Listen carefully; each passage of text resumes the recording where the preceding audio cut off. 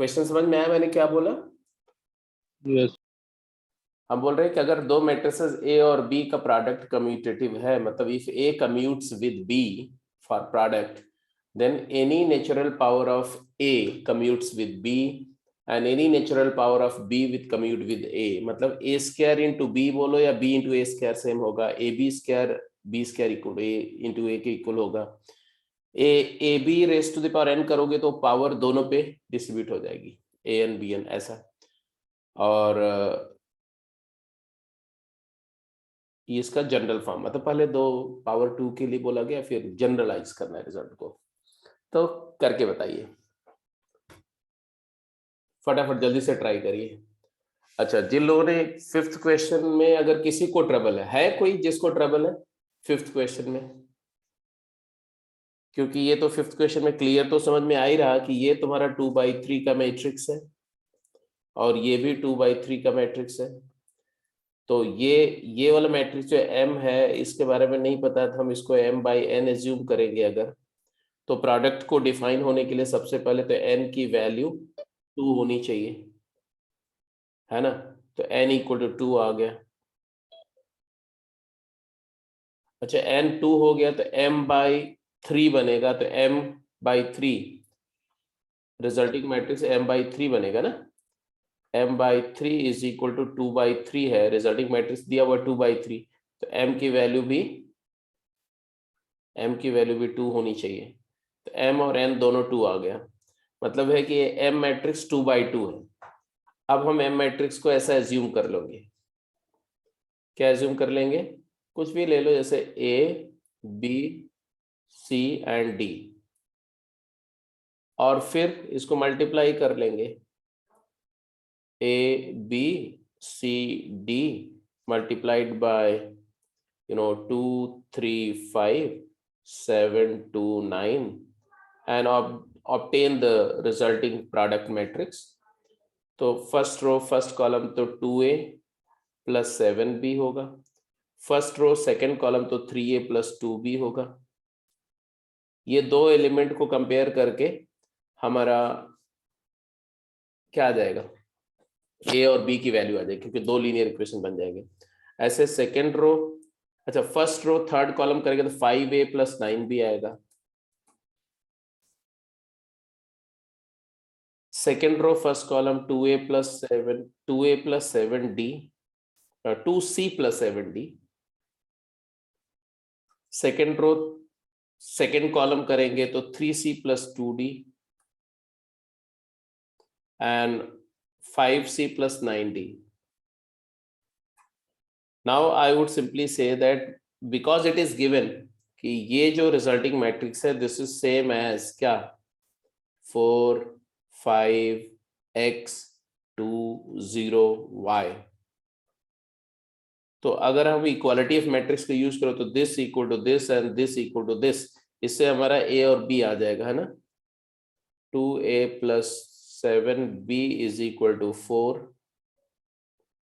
and 3A + 2B 3A + 2B = 5।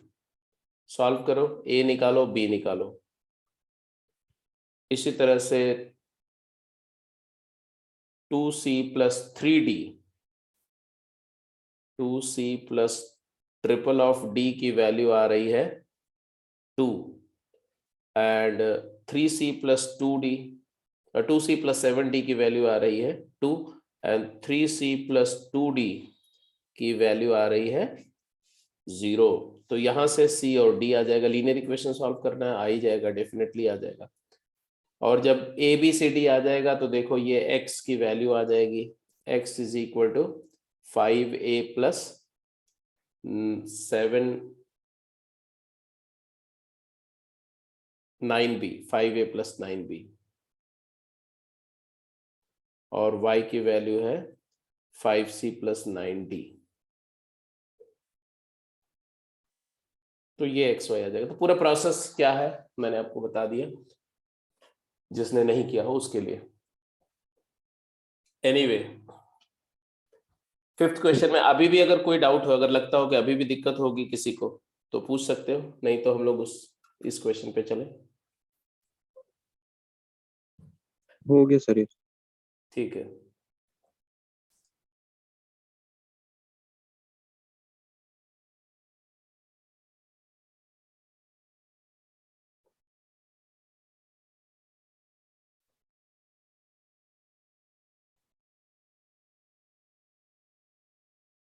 चलो जी, फिर इसमें क्या हाल है? ये क्वेश्चन हो गया सारा? ये सब डी पार्ट करने से फिर वो ई पार्ट भी सिमिलर ही है, फिर डी और ई को नहीं मल्टीप्लाई नहीं करेंगे। नहीं नहीं, सिमिलर नहीं है।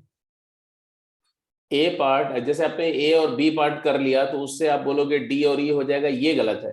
क्योंकि नहीं सर, डी और ई से ए और बी कह रहा तो डी और ई पहले किया तुमने? हूँ। Yes sir. क्या किया, कैसे किया बताओ?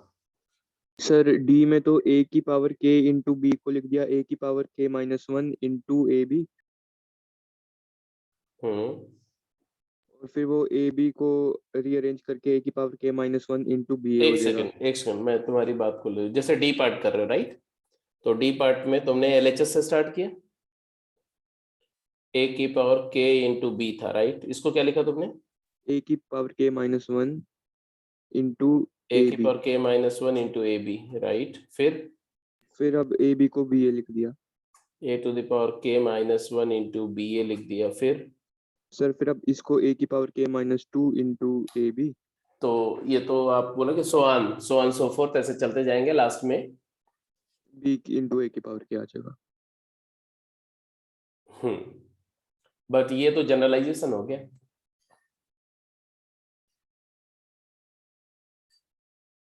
ये तो जनरलाइजेशन हो गया, तो आप इस बात को जनरलाइज करने के बजाय, हालांकि सही है, आप पैटर्न तो पकड़ ही चुके हो, तो जब ऐसा जनरलाइजेशन का जरूरत होता है तो उसके लिए एक मैथमेटिकल प्रोसेस होती है, शायद आपको याद हो। इंडक्शन से? ऑब्वियसली इंडक्शन से। फिर इससे भी हो ही रहा है। नहीं, इससे हो नहीं रहा ना, ये मैथमेटिकली तो प्रोसेस इनकम्प्लीट ही रहेगी ना, क्योंकि किसी न किसी स्टेप पे आप बोलोगे going so on so fourth, और लास्ट स्टेप पे जाओगे, ये बोलोगे ना। बट मैथमेटिक्स इस बात को एब्स्ट्रैक्ट फॉर्म में डिनाई करती है कि कोई चीज हो रही है तो it will go on continuing doing दो सो, क्योंकि ऐसे बहुत सारे प्रोसेसेस हैं जो बीच में अब्रप्ट हो जाते हैं, तो इस वजह से वो उस डिसरप्शन की प्रोसेस को हटाने के लिए ही तो इंडक्शन लिखते हैं ना। तो आप बेसिकली, चलो ठीक है, मतलब कर लिया आपने, प्रॉब्लम को क्रैक कर लिया, ये मैं मानता हूं। जैसे ए पार्ट है ना, तो ए पार्ट में आपका जैसे था एलएचएस, तो एलएचएस तुम्हारा था ए स्क्वायर इंटू बी, तो इसको ए इंटू ए बी, और फिर ए बी को लिख दिया B A, because this is given, and then associative law लगाया, तो ये ए बी इंटू ए हो गया, और फिर ए बी को फिर से क्या लिख दिया, बी ए इंटू ए, फिर से एसोसिएटिव लॉ लगाया, तो बी इंटू ए हुआ, that is equal to B A square. तो जब आप इसी बात को एग्जाम में, बोर्ड एग्जाम में या सब्जेक्टिव एग्जाम में लिखेंगे तो आपको हर जगह रेफर करना पड़ेगा, यहां से ये क्यों लिखा, तो आप बोलेंगे गिवन है, ऐसे गिवन लिखेंगे।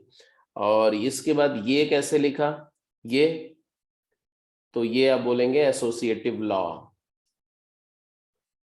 फिर ये गिवन है, और फिर एसोसिएटिव लॉ, ऐसा। तो एग्जैक्टली चलो ये हो जाएगा तो ये भी हो जाएगा, समझ ही गए होंगे आप। अब आप बोलोगे कि कैसे, ये वाला कैसे प्रूफ करेंगे, ये दोनों, तो इसके बाद इसी स्टेप के बाद आप क्या करोगे, आप ऐसा करें, let A n into B is equal to B into A n, and then induction करेंगे, A to the power n plus 1 into B को लेके चलेंगे, इसको लिखेंगे A to the power n into B, फिर A to the power n into B को क्या लिखेंगे, A to the power n into B को लिखेंगे A into B multiplied by A to the power N, क्योंकि ये हम assume करके रख चुके हैं इंडक्शन स्टेप, और फिर इसके बाद में इसको लिख देंगे ए बी इंटू ए की पावर एन, एसोसिएटिव लॉ, और फिर इसको लिखेंगे A B is equal to B A, given है, तो बी ए इंटू ए की पावर एन, और फिर लिख देंगे it is B into A की power n plus 1 and hence proved. Induction हो गया। तो इंडक्शन का इस्तेमाल करेंगे तो ये प्रूव हो जाएगा। अच्छा, जब ये वाला हो गया और ये वाला हो गया, तो ऑब्वियस सी बात है कि हम मान के चलेंगे कि ये भी हो गया और ये भी हो गया, और इसी तरह से ये वाला भी प्रूव कर देंगे, है ना। जैसे अगर इसको सी पार्ट को प्रूव करना हो, सी को, तो आप क्या लिखेंगे, A B square is equal to A B into A B. अब इसके बाद क्या लिखें, मेहुल तुम बताओ, इसके बाद क्या करें, हमें ये प्रूफ करना है।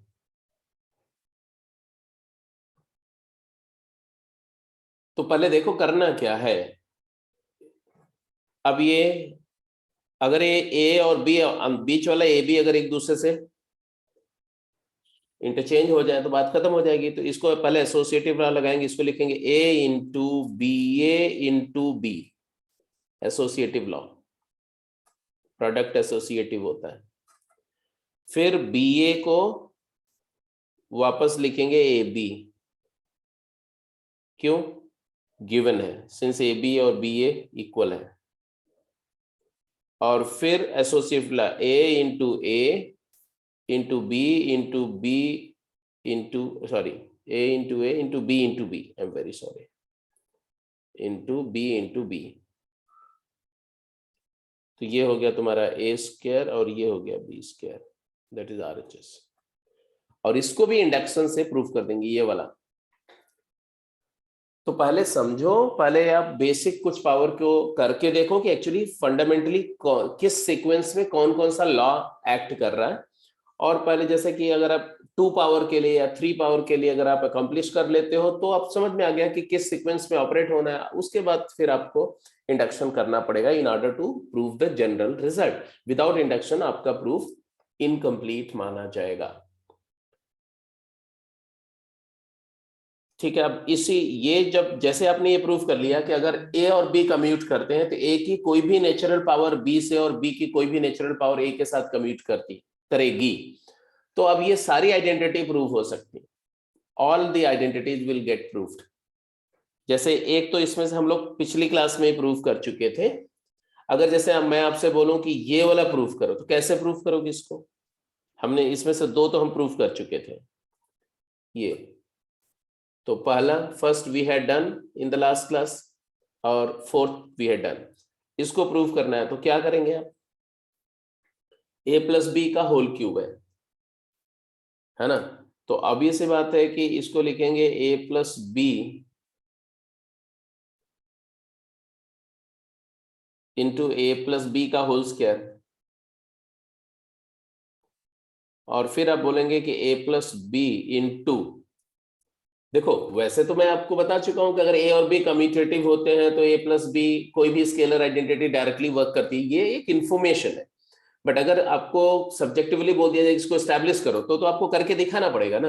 ए प्लस बी इंटू ये वाला अभी जस्ट प्रूफ किया, तो ऊपर वाला रिजल्ट को लिख दो। ए बोलो क्या लिखोगे,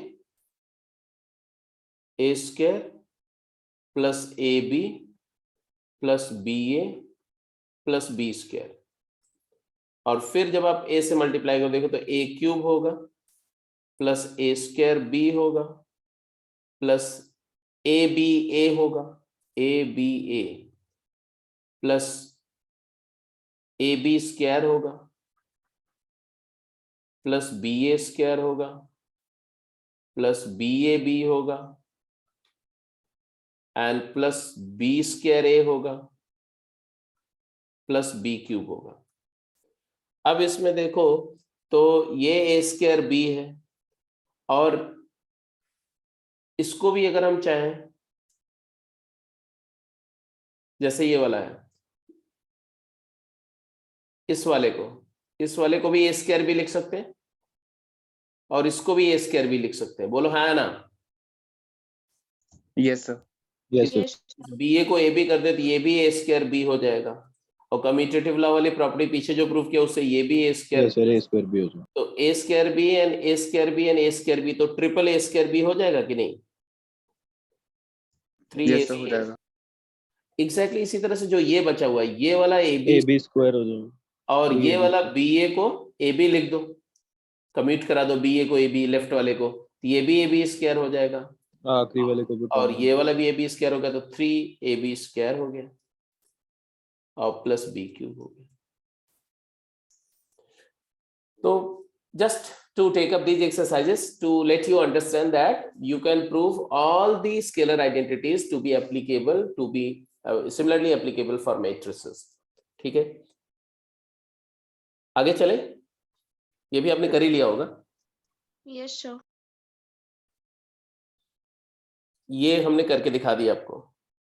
जरा ये भी प्रूव कर सकते हैं हम कि मान लो ए और बी की वैसे ही कोई रैंडम अरेंजमेंट हो ना उसके प्रोडक्ट में, तो उनको हम फाइनली कंडेंस कर सकते हैं ए की पावर n इंटू बी की पावर k, अगर ये A B is equal to B A है। बिल्कुल सही बात है, ए की सारी पावर को एक जगह ले जा सकते हैं और बी की सारी पावर को एक जगह ले जा सकते हैं, कलेक्ट कर सकते हैं। चलो एक ये वाला हो जाएगा ना, इसमें तो कोई दिक्कत नहीं। Yes sir. अब एक क्वेश्चन में दे रहा हूं, फटाफट आंसर करेंगे, ठीक है। क्वेश्चन क्या है देखो, क्वेश्चन है कि if A is a matrix whose elements are 0, लिखते जाओ फटाफट, 0 C negative of B first row है, सेकेंड रो है -C 0 A and third row is B -A 0।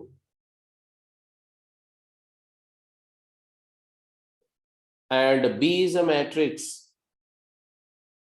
whose elements, it is also 3 by 3 and its elements are respectively A square, AB, AC, first row, second row is AB, B square and BC, and third row is AC and BC and C square। ठीक है, तो आपने को क्या find करना है, आपने को फाइंड करना है a plus B whole square क्या होगा, जल्दी बोलो।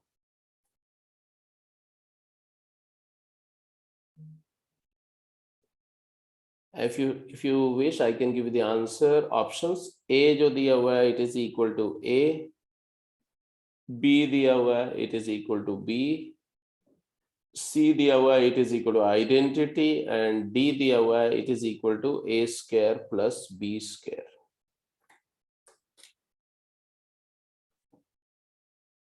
मैट्रिसेस का स्ट्रक्चर बहुत ही अमेजिंग है, जैसे कि आप देख रहे हो कि नॉन जीरो मैट्रिसेस का प्रोडक्ट जीरो हो सकता है, इसी तरह से बहुत सारे मैट्रिसेस होते हैं जो मल्टीप्लाई करते जाओ तो एक सर्टेन पावर के बाद रिपीट कर जाते हैं, पीरियोडिक होते हैं। बहुत सारे मैट्रिसेस होते हैं जिनको मल्टीप्लाई करो उनका प्रोडक्ट आई हो जाता है, बहुत सारे मैट्रिसेस होते हैं जिनका पावर रेज करो और वो नल हो जाते हैं।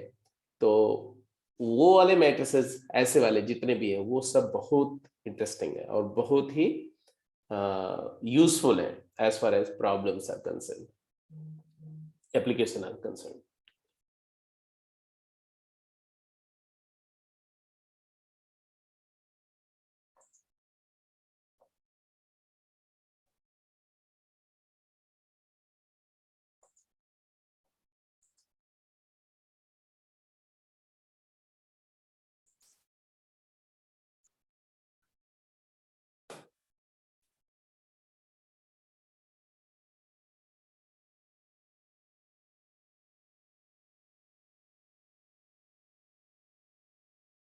Well done, well done. तो इसमें मिस्टर साकेत ने ऑब्जर्व किया कि if you try to figure out a into b you will see that it is equal to first row first column element क्या हो जाएगा 0 plus ABC minus ABC, first row second column 0 plus CB answer 0, तो ये सब zero हो रहा है ना, सारे एलिमेंट जीरो हैं, तो ये भी जीरो, बीए में भी 0 हो, 0 0 0 0 0 0 0 0। तो ये भी देखो एक कोइंसिडेंटली आपको एक ऐसा मैट्रिक्स मिल गया जो दोनों में से कोई भी नल मैट्रिक्स नहीं है, बट प्रोडक्ट क्या है, नल मैट्रिक्स है ना।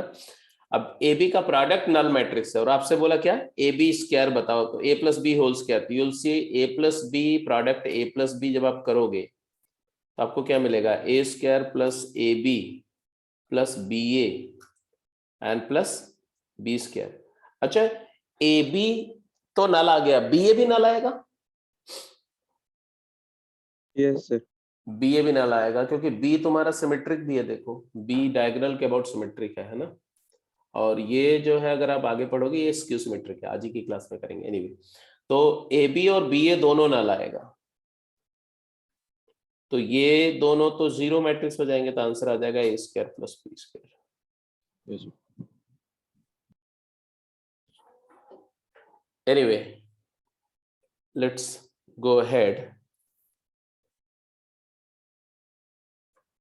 एक एक मैट्रिक्स और भी है बड़ा इंटरेस्टिंग, उसके बारे में थोड़ा सा बात करते हैं। मान लो एक मैट्रिक्स है बेटा ए एक्स, ठीक है, और 2x2 ही ले रहा हूं मैं, और उसका एलिमेंट ऐसा है 0 0 0 x, ठीक है।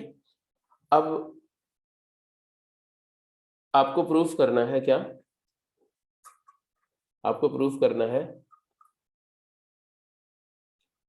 ax into ay is equal to ax plus y and ax raised to the power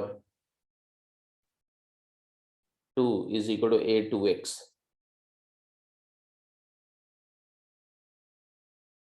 करिए जरा तो फटाफट जल्दी से।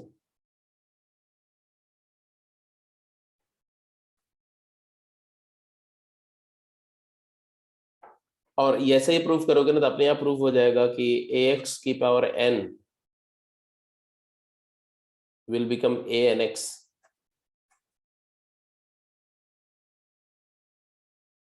मतलब इस ये जो लास्ट लाइन में बोल रहा हूं उसका मतलब समझ रहे हो, उसका मतलब ये है कि अगर आप ऐसे 0x0 0 इसी को आप n टाइम्स सेल्फ मल्टीप्लाई करो, n टाइम्स, तो ये बन जाएगा तुम्हारा 0 0 0 n इंटू एक्स। मतलब ये एलिमेंट जो है ना, ये वाले नॉन जीरो एलिमेंट्स जो है, एक ही तो नॉन जीरो एलिमेंट है, ये ऐड होते जाएंगे सारे, और x plus x plus x n x हो जाएगा। और हो भी रहा है, देखो यहाँ पर भी यही बात हो रही है ना कि अगर आप ax ऐसे दो मैट्रिसेस को ऐड करते हैं तो उनका नॉन जीरो एलिमेंट ऐड हो जाता है, बाकी एलिमेंट एज इट इज रहते हैं, यही तो प्रूफ कर। तो देख रहे हो, have you observed it, ax into A Y करोगे तो क्या आएगा, 0x0 0 multiplied by 0 y0 0 and therefore it is equal to how much, first row first column is 0, first row second column is 0 into y and x into 0। मेरा 0 ही आ रहा है sir, ये पूरा ही नल आ रहा है।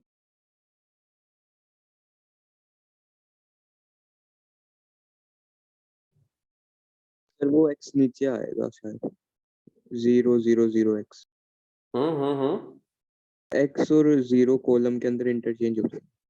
हाँ ये तो नील पोटेंट हो जाएगा, ये तो नील पोटेंट हो जाएगा।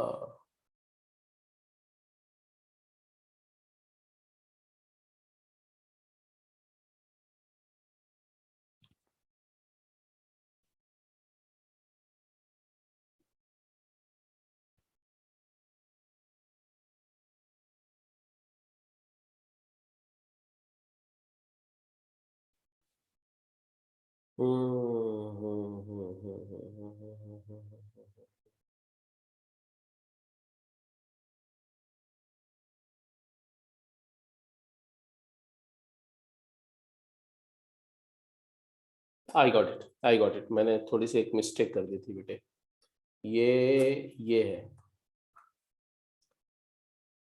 यहाँ 1 है और यहाँ 1 है। अब करो, और उसको भी याद रखो, ये जो अभी किया था उसको याद रखो, क्योंकि वो भी यूज होगा। जैसे अगर 0 0 0 x है तो इसका कोई भी, इसका स्क्वायर ये नल हो जाएगा ना। अगर ये मान लो तुम्हारा है b, मान ले इसको b, bx, तो bx का bx इंटू by नल हो जाएगा। हो गया सर प्रूफ। ठीक है, तो इसका प्रूफ किया, हो गया।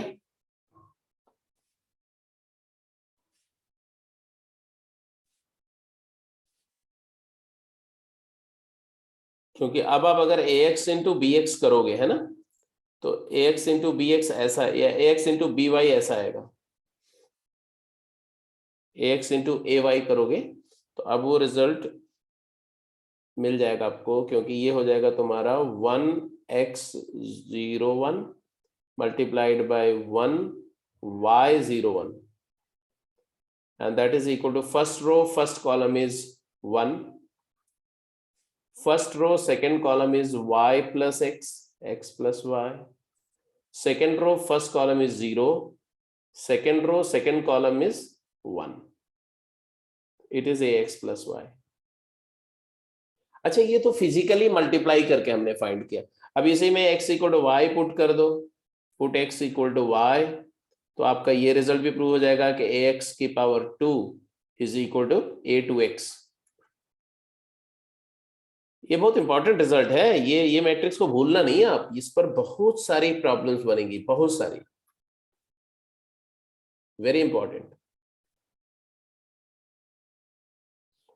अच्छा, दूसरी बात, अगर मैं फिजिकली मल्टीप्लाई करे बिना करना चाहता हूं तो क्या होगा? देखो, how do I do it without multiplying physically. तो इसका ये वाला प्रूफ थोड़ा एलिगेंट है, मैं चाहता हूं कि आप कम से कम आप लोग जो है इस तरह के प्रूफ को करो, क्योंकि हमने अलजेब्रा क्यों इतना डिटेल में किया। इसको ध्यान से देखो, AX मैट्रिक्स को मैं ऐसा लिख सकता हूं, 1x01 था, तो इसको मैं लिख सकता हूं 1001 प्लस 000x। हाँ या ना, जल्दी बोलो। यस सर, अब वो तो आइडेंटिटी मैट्रिक्स है आगे। हाँ, तो ax is equal to I plus bx लिख दिया मैंने। bx ये है ना, ये this is bx, this one i plus bx है। और आपको पता है कि आइडेंटिटी मैट्रिक्स जो होता है, मतलब अगर ये बोलो स्केलर मैट्रिक्स जो होता है, वो किसी भी सेम ऑर्डर के मैट्रिक्स के साथ में कम्यूट करता है। तो i और bx सेम ऑर्डर के हैं तो ये कम्यूटेटिव होंगे, इनका प्रोडक्ट कम्यूटेटिव है, तो मैं इसके लिए कुछ भी आइडेंटिटी यूज कर सकता हूं। जैसे अगर मैं ax की पावर n लिखता हूं, क्या हो जाएगा? तो आप बोलोगे i प्लस bx की पावर n हो जाएगा, और आइडेंटिटी यूज होगी बाइनोमियल एक्सपेंशन, तो nc0 i की पावर n i रहेगा, प्लस nc1 i की पावर n-1 i रहेगा, और इसका bx आ जाएगा, प्लस nc2 i की पावर कुछ भी करोगे i रहेगा, और bx का स्क्वायर आ जाएगा, तो ये i से मल्टीप्लाई करके कुछ भी करोगे तो वही आता है, इसलिए मैं i लिख नहीं रहा हूं, and so on so fourth. अब बात यही खत्म हो गई, क्योंकि bx की प्रॉपर्टी क्या है? bx की प्रॉपर्टी है कि bx का कोई भी पावर 2 या 2 से हायर पावर नल होता है, तो ये आगे वाले सारे जीरो हो जाएंगे, ये सारे नल मैट्रिक्स हो जाएगा। तो आपके पास जो रिजल्ट आया, ये रिजल्ट क्या आया यही देखो, तो nc0 तो 1 होता था, i plus bx, n times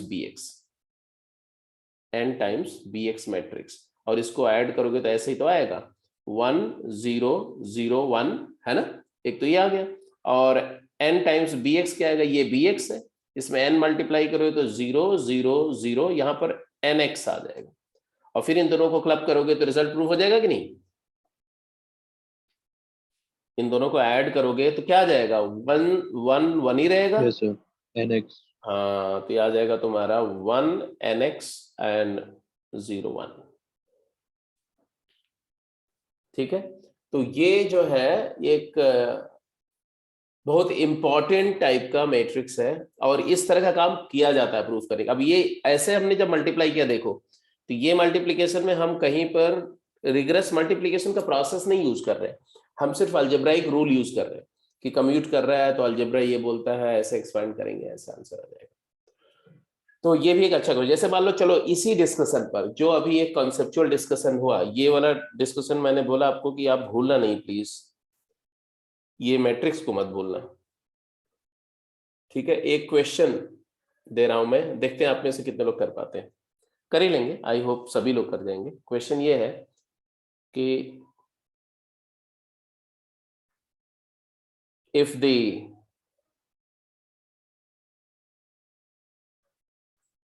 product of the matrices 1 0 1 2k minus 1 where k varies from 1 to 50 is equal to 1 0 1 r, then find the value of r.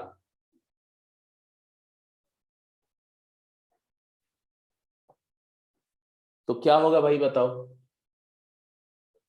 तो आप बोलो, आप कॉन्सेप्ट क्या यूज करोगे कि इस तरह के मैट्रिसेस का प्रोडक्ट होता है तो ये ऐड होते हैं ना, ये वाले। आप बोलोगे since 1 0 1 x multiplied by 1 0 1 y is equal to 1 0 1 x plus y, and therefore these elements will get added, rest all elements will remain same। तो 1 की जगह देखो 1 ही दिख रहा है, 0 की जगह 0 ही दिख रहा है, 1 की जगह 1 दिख रहा है, तो जो 1 2 एलिमेंट है वो सारे ऐड हो जाएंगे। तो therefore r की वैल्यू होगी summation 2k minus 1 where k varies 1 to 50, and therefore ये फर्स्ट 50 ऑड नेचुरल नंबर का सम है, तो आप जानते हो बेटा 50 स्क्वायर होगा, and therefore it is 2500। Very correct. तो अब देखो ऑब्जेक्टिव क्वेश्चन बने, ऑब्जेक्टिव क्वेश्चन या न्यूमेरिकल इंटीजर टाइप प्रॉब्लम बनाना है तो कितने आसानी से बन जाएगा। तो जिसको प्रॉपर्टी पता होगी वही इसको कर पाएगा, अदरवाइज तो आप समझ सकते हो कि मतलब जिसको पता है वो वर्बली आंसर कर जाएगा, नहीं पता है तो वो उसको करेगा, स्ट्राइक करेगा तो करेगा, नहीं तो फिर उलझ जाएगा, छोड़ देगा। एनीवे तो ऐसी प्रॉब्लम्स आपको मिलती रहेंगी, काफी अच्छी अच्छी प्रॉब्लम इस तरह से बनती रहती हैं जहां पर आपको अपना दिमाग थोड़ा लगाना पड़ेगा। अब आते हैं कुछ फर्दर। हमने अलजेब्रा में एडिशन ऑफ मैट्रिक्स क्लियर हो गया, सब्ट्रैक्शन ऑफ मैट्रिक्स क्लियर हो गया, मल्टीप्लाइंग बाय स्केलर से क्या होता है ये समझ में आ गया, और दो मैट्रिसेस का प्रोडक्ट कैसे करते हैं और प्रोडक्ट की क्या क्या प्रॉपर्टीज हैं ये समझ में आ गया, ठीक है। उसके कुछ छोटे बेसिक लेवल पे एप्लीकेशंस भी आपने देख लिए। Now going to discuss few other things, like सबसे पहले आप लिखेंगे transpose of a matrix and its property, क्योंकि ये आगे मैट्रिक्स के बारे में कुछ भी पढ़ना है तो ये टर्म आपको अच्छी तरह से क्लियर होना चाहिए, transpose of a matrix and its property, ठीक है। ट्रांसपोज है क्या, पहले एक लाइन में डिफाइन कर लो। थोड़ा सा मैंने बता ही दिया था पिछली क्लास में कि मैट्रिक्स Aij M/n, अगर मैं ऐसा लेता हूं, एक जनरल मैट्रिक्स लेता हूं, तो transpose of a matrix A which is denoted by A dash or A superscript T, it is obtained by interchanging the row with corresponding column। ये मैंने आपको बताया था कि अगर मैट्रिक्स की रोज को कॉलम बना दिया जाए, है ना, first row become first column, second row become second column, third row become third column, तो that way the matrix will convert to another matrix which is known as transpose of A। अब what will happen if you do that, जैसे अगर एक matrix तुम्हारा A है और उसको हमने बोला Aij M/n, ये जो मैं बता रहा हूं ये आपको अच्छे से लिखना पड़ेगा, समझना पड़ेगा। तो A ट्रांसपोज कैसे लिखेंगे, जैसा मैंने करके बताया था, मान लो एक मैट्रिक्स है A11 A12 A13 और A21 A22 और A23, क्या ऑर्डर है इसका, 2/3, this is A। What will happen if you write A transpose? तो A transpose by this definition will be first, it will be a matrix whose order will be 3/2, क्योंकि जो रो है वो column हो जाएगी, तो जो रो का डायमेंशन है वो कॉलम का डायमेंशन हो जाएगा, कॉलम का डायमेंशन रो का डायमेंशन हो जाएगा। तो भाई रो का डायमेंशन क्या होता है? Number of column. कॉलम का डायमेंशन क्या होता है? Number of row. तो number of column become number of row, तो ऑर्डर विल गेट रिवर्स। तो 3/2 हो जाएगा। First row become first column, तो ऐसे आ जाएगी एलिमेंट A11, A12, A13। यहां पर आ जाएगा A21, A22, A23। तो मैं जो ऑब्जर्व कर रहा हूं, शायद आप भी वही ऑब्जर्व कर रहे होगे कि 21 एलिमेंट क्या हो गया पता है? ए, अगर मैं इसको बी मैट्रिक्स बोलूं, समझे? अगर मैं इस मैट्रिक्स को बी बोलता हूं, मान लो ये मैट्रिक्स बी है, तो B11 is same as A11, दिख रहा है? But B12 become A21 A21। हो जाए। हाँ, और B21 बिकम A12, ऐसे B22 रिमेन्स A22। तो डायगोनल वाली पोजीशन के एलिमेंट तो चेंज ही नहीं हो रहे हैं, लेकिन आप देखो कि B13 तो होगा नहीं। B31 क्या होगा? B31 हो जाएगा A13। तो can I say that Bij या Bji become Aij? Bji, B matrix transpose का जो JIth एलिमेंट है वो मैट्रिक्स का IJth एलिमेंट होना चाहिए।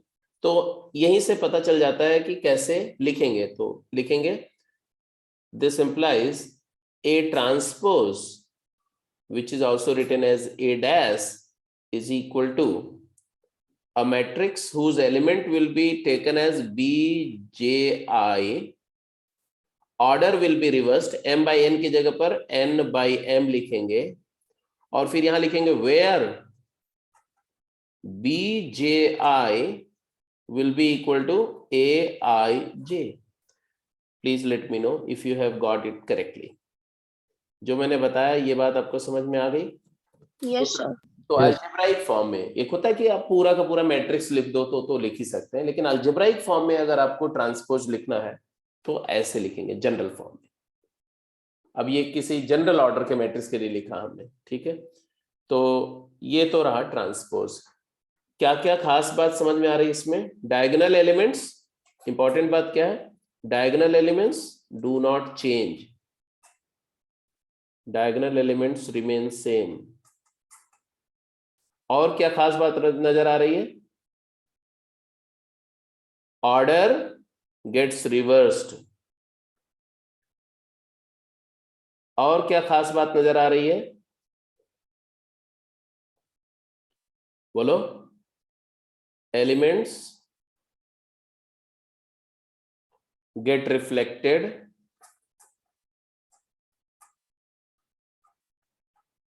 इन principal diagonal, specially in square matrices. अगर स्क्वायर मैट्रिसेस का ट्रांसपोज लेना हो तो प्रिंसिपल डायगोनल के अक्रॉस एलिमेंट इंटरचेंज हो जाते हैं, रिफ्लेक्ट हो जाते हैं। ऐसा जैसे अगर मैं बोलूं कि एक मैट्रिक्स ए है जिसके एलिमेंट है A B C D E F X Y Z, तो इसका ट्रांसपोज क्या होगा? जल्दी बोलो। ए ट्रांसपोज क्या होगा?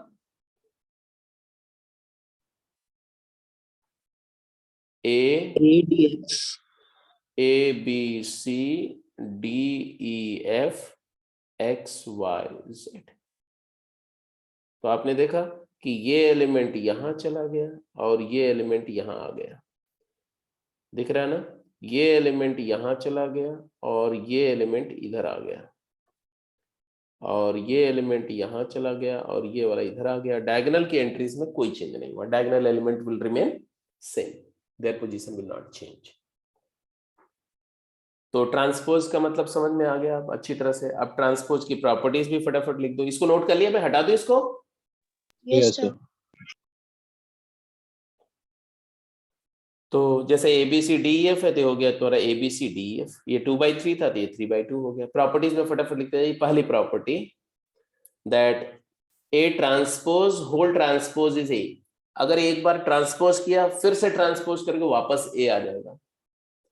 ये सारे को आप जनरल एलिमेंट के मेथड से प्रूव कर सकते हो, जनरल एलिमेंट के मेथड से प्रूव कर सकते हो।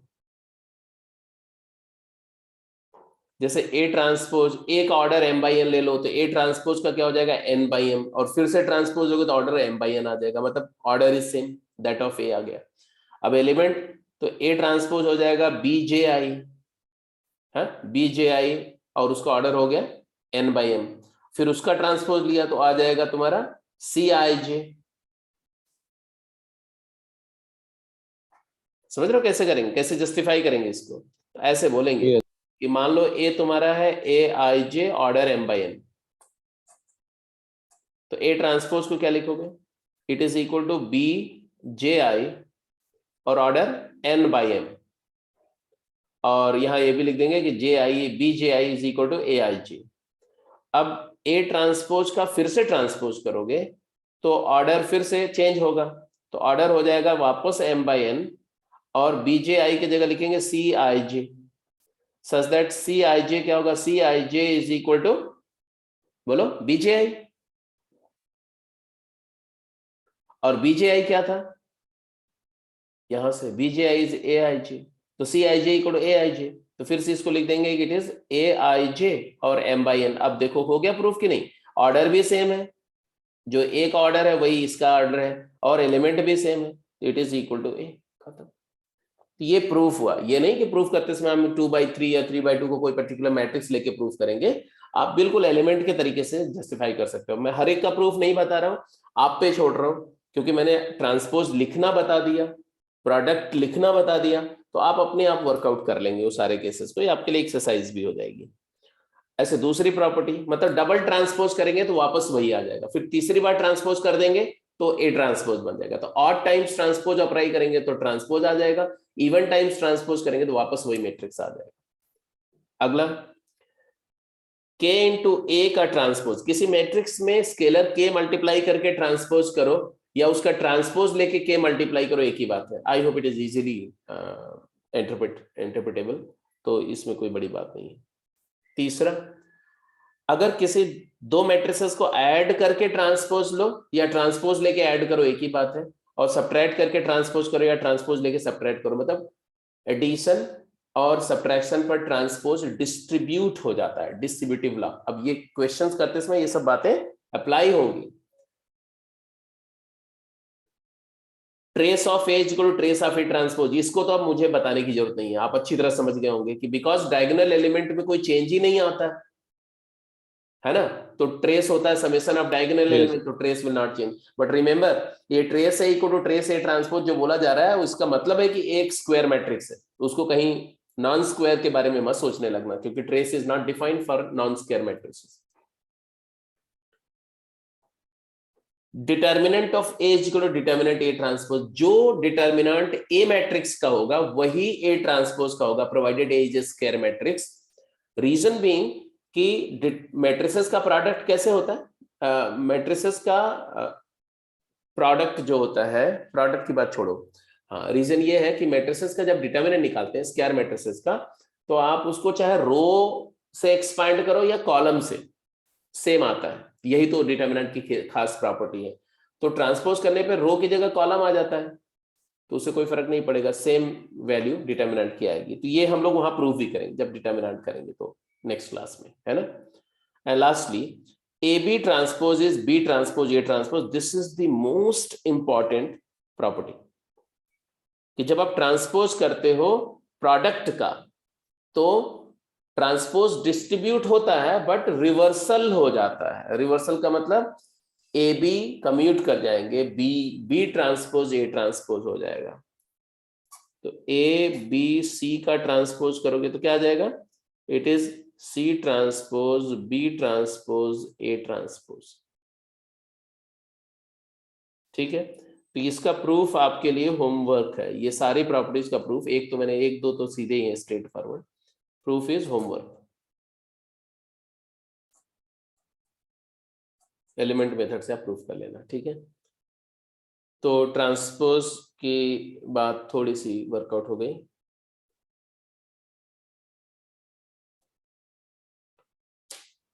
अब लिखेंगे complex conjugate of a matrix. पहले तो complex conjugate of a matrix लिखो। देखो, if a matrix A is aij और ऑर्डर है मान लो m/n। फॉर एग्जाम्पल एक एग्जाम्पल लेके चलते हैं कि मान लो हमारा एक मैट्रिक्स है और जिसके एलिमेंट ऐसे हैं 2 3 - 2 iota and 4 iota and 5 - iota 4 + 3 iota and 0। एक मैट्रिक्स है, इसके एलिमेंट क्या है? तो element of matrix are complex numbers, मतलब may be real may be not real, कुछ भी है। और इस मैट्रिक्स का कॉम्प्लेक्स कॉन्जुगेट क्या है? ठीक है, तो ए कॉन्जुगेट क्या है? तो अगर ए मैट्रिक्स का कॉन्जुगेट मैट्रिक्स की बात कर रहे हैं, मतलब ए मैट्रिक्स के एलिमेंट को उसके कॉन्जुगेट एलिमेंट से रिप्लेस कर दिया जाए। और आप सभी जानते हैं कि अगर कोई कॉम्प्लेक्स नंबर z है x + आयोटा y, तो z बार क्या होता है? कॉन्जुगेट ऑफ z होता है x - आयोटा y। यस तो हमारा कॉन्जुगेट मैट्रिक्स कैसे आएगा? It will be a matrix of same order that of A. एक ऑर्डर है 2/3, तो इसका ऑर्डर भी आएगा 2/3, but elements will be conjugate of corresponding element. तो 2 का एलिमेंट 2 का कॉन्जुगेट 2 ही रहेगा क्योंकि रियल नंबर है। 3 - 2 आइटा का आ जाएगा 3 + 2 आइटा। 4 आइटा का आ जाएगा -4 आइटा। 5 - आइटा का आ जाएगा 5 + आइटा। 4 + 3 आइटा का आ जाएगा 4 - 3 आइटा, और 0 का कॉन्जुगेट 0 ही रहेगा। तो this is how you get the conjugate of a matrix A. तो अगर मुझे डिफाइन करना हो तो क्या लिखेंगे? If A is a matrix of order m/n, then A conjugate, then conjugate matrix of A, लिख दो फटाफट। Then conjugate matrix of A denoted as a bar, defined as a matrix of same order whose ijth element become conjugate of the ijth element of A.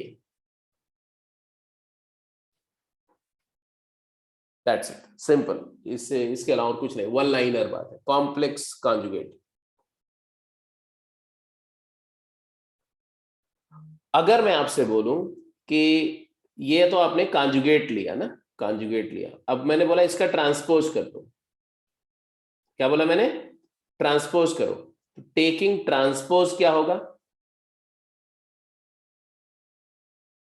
जब transpose करोगे तो ए conjugate का transpose करोगे तो क्या आ जाएगा? इसका ऑर्डर 2/3 है तो क्या बन जाएगा? 3/2 हो जाएगा। First row become first column, तो यहां आ जाएगा 2, यहां आ जाएगा 3 + 2 आयोटा, यहां आ जाएगा 5 + iota. Second row become second column, sorry, first row become first column, तो यहां आ जाएगा तुम्हारा -4 है। -4 आयोटा, और यहाँ आ जाएगा 5 + आयोटा, यहाँ आ जाएगा 4 - 3 आयोटा, यहाँ आ जाएगा 0। तो इसको ए कॉन्जुगेट का ट्रांसपोज। अच्छा, अगर मैं आपसे बोलता कि ए ट्रांसपोज करो, ए ट्रांसपोज करो, तब आप क्या बोलते? तब आप बोलते कि ए ट्रांसपोज करने पर आएगा 2 3 - 2 iota 4 iota and 5 - iota and 4 + 3 iota and 0। और अगर मैं बोलता कि ए ट्रांसपोज का कॉन्जुगेट करो, इस वाले का कॉन्जुगेट करो, तो वापस यही आ जाता। यही आता कि नहीं? 2 का 2, 5 - आयोटा का 5 Yes. + आयोटा। इससे एक बात तो आपको समझ में आ गई कि पहले किसी मैट्रिक्स का ट्रांसपोज करो फिर उसका कॉन्जुगेट लो, या पहले ही कॉन्जुगेट करो और फिर उसका ट्रांसपोज करो, एक ही बात है। बोलो हाँ या ना? Yes, sir. तो ये जो आप कर रहे हो ना, इसको बोलते हैं ट्रांसपोज्ड कॉन्जुगेट। इसको क्या बोलते हैं? It is called transposed conjugate. Transposed conjugate. तो यहां पर एक छोटा सा हेडिंग वो भी दे दो, transposed conjugate matrix of A. Transposed conjugate of A. इसके लिए एक नोटेशन भी होता है, ए ए थीटा, ऐसा थीटा नहीं होता एक्चुअली, होता है ये ऐसे, ए ऐसे होगा और यहां पर ऐसा एच जैसा सिंबल हो जाता है, ठीक है। तो यहां बीच में एक लाइन होती है ऐसे, तो ए थीटा ही बोल रहा हूं मैं। ए थीटा मतलब ट्रांसपोज कॉन्जुगेट। तो ए थीटा इज इक्वल टू क्या, ट्रांसपोज ऑफ, लिख दो, transpose of a conjugate matrix of A, matrix of A.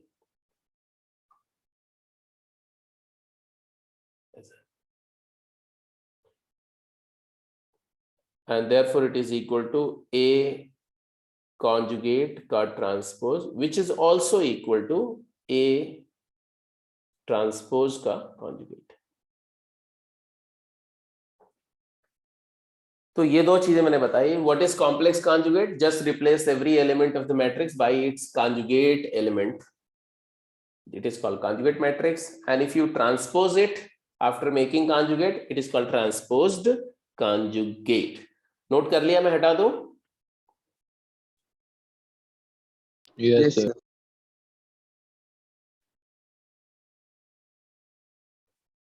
So if a matrix A is having complex number as its element, the matrix obtained from A by replacing every element of A by its conjugate is called the conjugate matrix of A.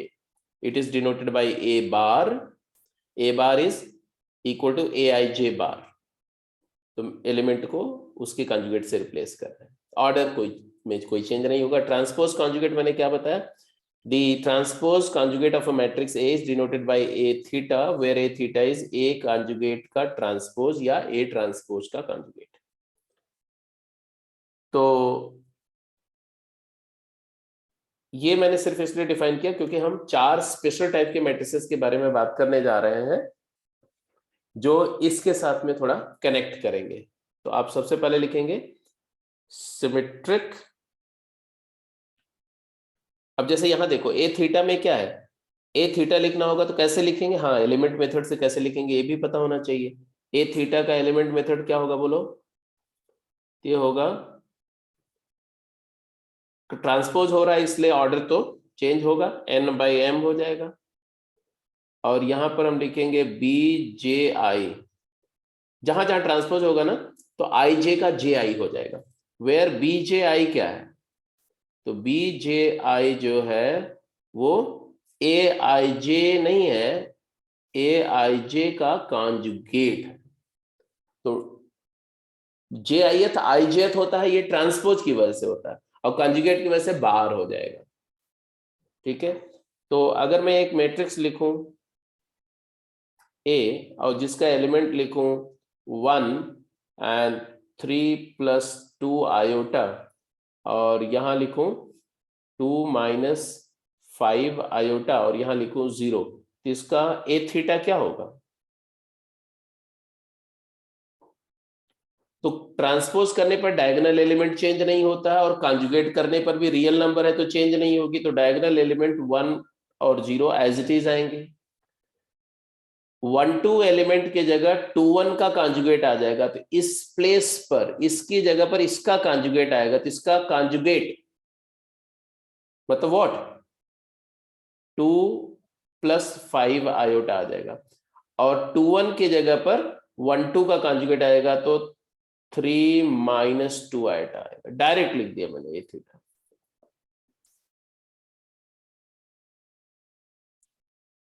ठीक है जी। तो this is how you right A theta directly. तो ये तो कुछ basic बातें हो गई। अब आप लिखेंगे क्वेश्चन, फटाफट जल्दी आंसर करिए। Write the complex conjugate as well as transpose conjugate of the following.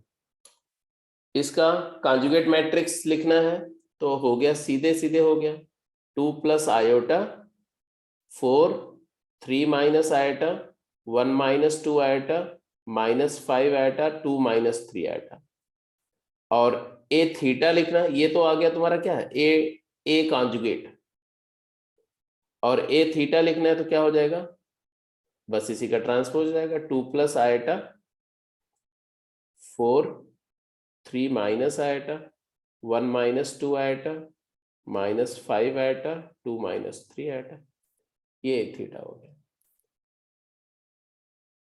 कौन सा मैट्रिक्स है जिसका कॉन्जुगेट मैट्रिक्स उसी के इक्वल आएगा?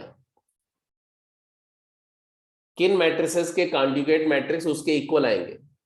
कोई भी रियल हो गया जिसमें सारे एलिमेंट्स हो। अगर कहीं लिखा हुआ है A bar is equal to ए, तो इसका मतलब क्या हुआ?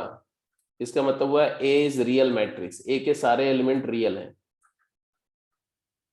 अच्छा, अगर कहीं लिखा हुआ है A bar is equal to negative A, इसका मतलब क्या हुआ? सारे एलिमेंट्स इमेजिनरी। क्या सारे एलिमेंट? इमेजिनरी। प्योर? सारे एलिमेंट कॉम्प्लेक्स है।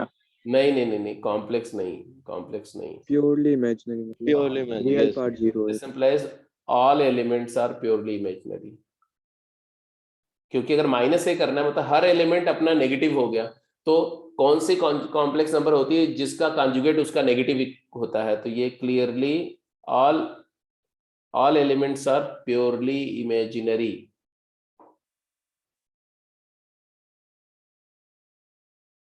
of type क्या? y iota, ऐसा purely imaginary।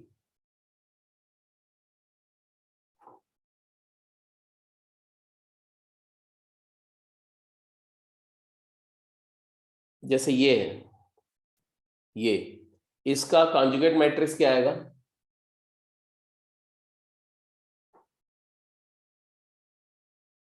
इसका कॉन्जुगेट मैट्रिक्स क्या आएगा?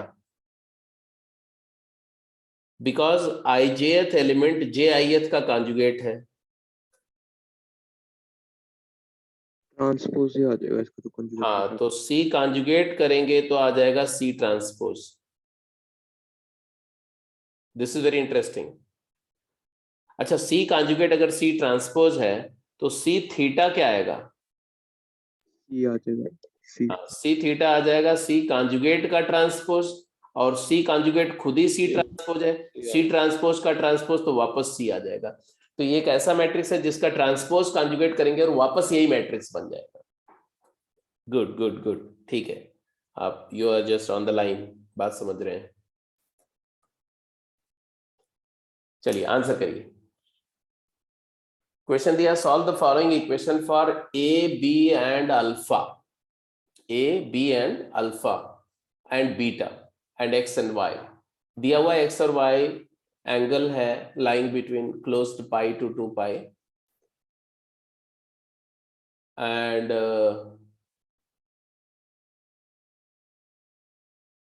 Matrix equation a plus iota B alpha cos beta iota pi by 3 equal to this. और फिर बोल रहे हैं hence find the number of ordered pair m comma n satisfying the equation mn is equal to 11 times a plus b pi upon x plus y। m and n are integers। चलिए फटाफट answer करिए।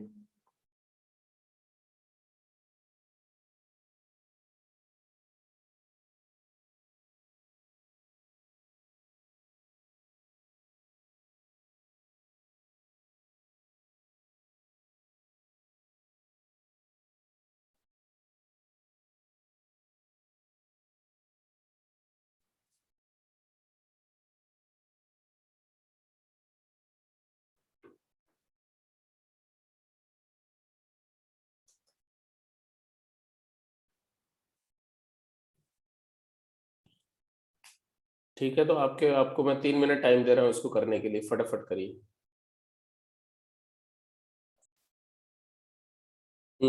ठीक है, क्या क्या किया फटाफट देखते हैं। कुछ लोग का आंसर तो आ गया, गर्व ने आंसर निकाल दिया, साकेत तुम्हारा भी आ गया, सुकृत 4 आया सर। 4, अच्छा, किसी का 4 आया, किसी का 6 आया। एनीवे क्या क्या केयर करना था, ज्यादा कुछ तो दिक्कत है नहीं इसमें। ऐसे करते गए, फिर वहां से शायद से x की 2 वैल्यूज आ रही थी, एक के लिए तो आ रहे थे सॉल्यूशन, दूसरे के लिए नहीं आ रहे। यहाँ से ए बी अगर आप कंपेयर करोगे तो ए और बी की वैल्यू क्या क्या है, जल्दी बोलो। 2 and 3। A is equal to 2 आ गया और बी इक्वल टू 3 आ गया, एंड साथ के साथ में एक और चीज ऑब्जर्व करो यहाँ से, अल्फा 0 आ जाएगा। अल्फा 0 आ गया और बीटा π/3 आ गया, 5/3। और cos beta is equal to cos y दिया हुआ, लेकिन सर वो पाई टू 2 पाई है तो 2 पाई माइनस π/3 होगा। cos π/3 is equal to cos y। तो y जो हुआ वो हुआ basically 2n pi plus minus π/3। Yes sir, pi to 2 pi दी हुई है एक्स एंड वाई की रेंज। तो π/3 तो नहीं होगा, तो Yes, sir. y की वैल्यू आ जाएगी 2 pi minus π/3 and that is equal to 5 π/3। Yes, sir. तो y आ गया, x हम बता चुके हैं कि नहीं, x क्या है, x x sir sine sin x x, 0 है तो sin 0 x तो होगी नहीं 0 है, सर, तो पाई होगी।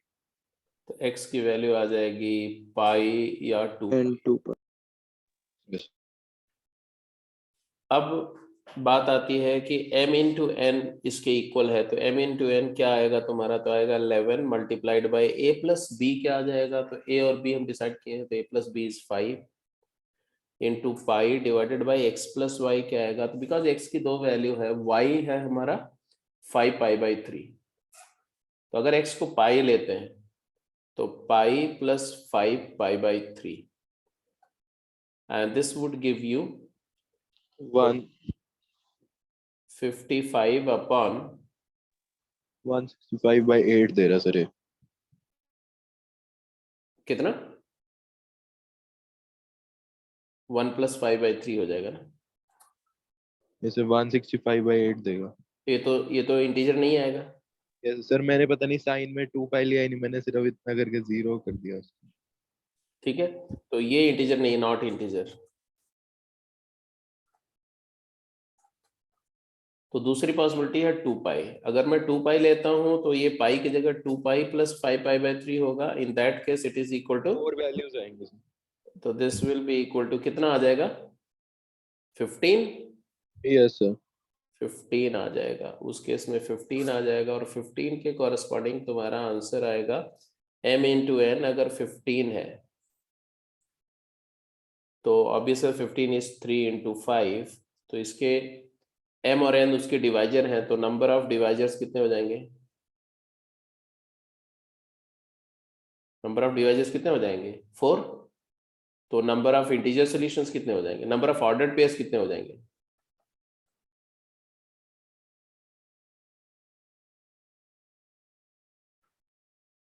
ये 4 कौन कौन से होंगे, जैसे m की वैल्यू है तो m कैन बी 3 हो सकता है, 1 हो सकता है, 15 हो सकता है, 3 5 हो सकता है, 5 3 हो सकता है, और 15 1 हो सकता है, बट m और n इंटीजर्स हैं तो नेगेटिव भी तो हो सकते हैं। -3 minus. Number of order pair is equal to 18, sorry 8 order pairs होते हैं। तो this was the question number 1। अगला क्वेश्चन जल्दी से करिए, क्विक जल्दी। A is given a matrix, complex matrix है, B is given a complex matrix, given that B transpose is A conjugate, then find the answer of following question: X, B, Y are in AP or GP or HP or none of these, and B, find the number of ordered pair theta comma alpha where theta and alpha belongs to 0 to 2 pi। जिसका हो जाएगा उसके लिए एक question और मैं लिख रहा हूं, ठीक है, वो करेंगे, अच्छा क्वेश्चन है वो भी। क्वेश्चन है कि if p square is equal to i minus p, p एक मैट्रिक्स है, स्क्वायर मैट्रिक्स है, p इज a square matrix,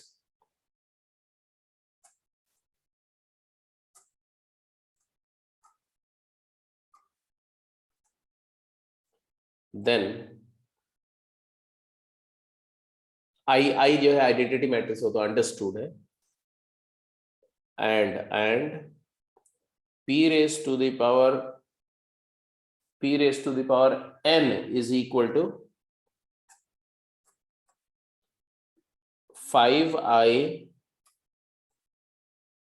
minus 8p, then find n, find the value of n. चलिए फटाफट ये दोनों क्वेश्चन करके बताइए, क्विक। दोनों क्वेश्चन के लिए 5 मिनट टाइम है।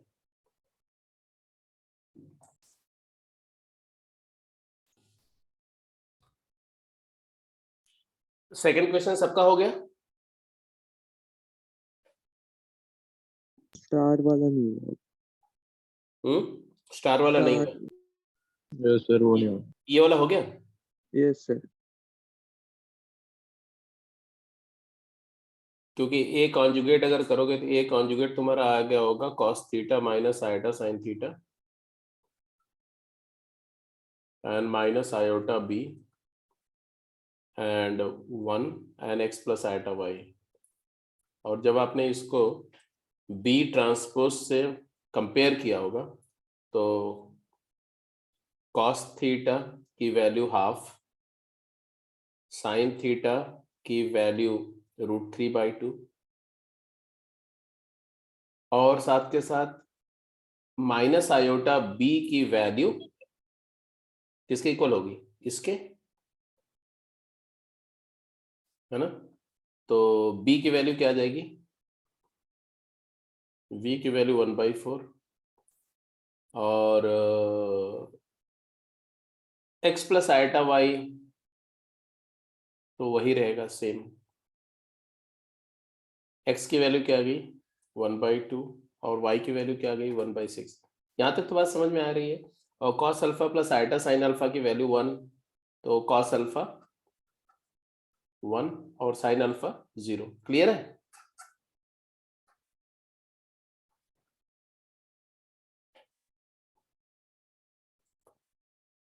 तो अल्फा की वैल्यू क्या आई? अब यहाँ पर दिया हुआ है कि अल्फा लाई 0 से 2 पाई, तो अल्फा की वैल्यू क्या आ गई? अल्फा इज 0 और 2 पाई। और cos थीटा आ गया, साइन थीटा आ गया। थीटा हमें चाहिए ऑर्डर्ड पेयर थीटा। थीटा की वैल्यू क्या आएगी बोलो? 0 से 2 पाई में थीटा क्या आएगा? यहाँ 2 पाई ओपन कर दो, 2 पाई ओपन कर दो। सर एक बार ये अल्फा वाला बताना फिर से। अल्फा वाला बताऊं? cos अल्फा 1 है, साइन अल्फा 0 है। साइन अल्फा 0 मतलब है अल्फा n पाई होगा। नहीं, cos alpha plus sine alpha is equal to 1 नहीं था?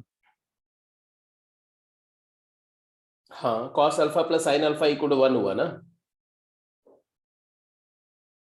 अरे एक मिनट, cos अल्फा प्लस, अच्छा cos alpha plus sine alpha equal to 1 लिखा मैंने।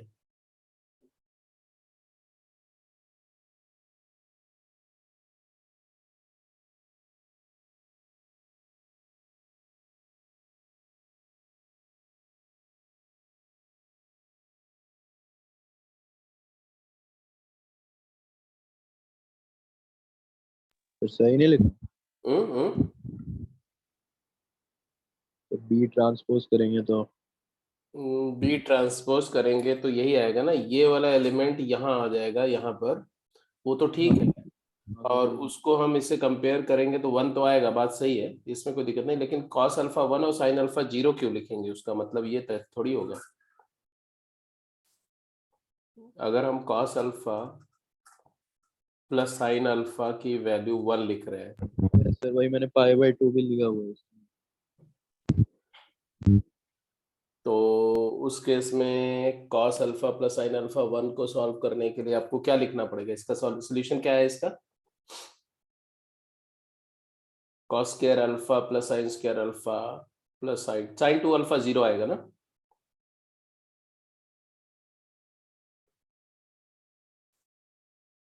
And therefore 2 alpha is equal to n pi हुआ, तो alpha is equal to n pi होगा। और अल्फा 0 से 2 पाई है तो आएगा π/2 या पाई या 3π/2।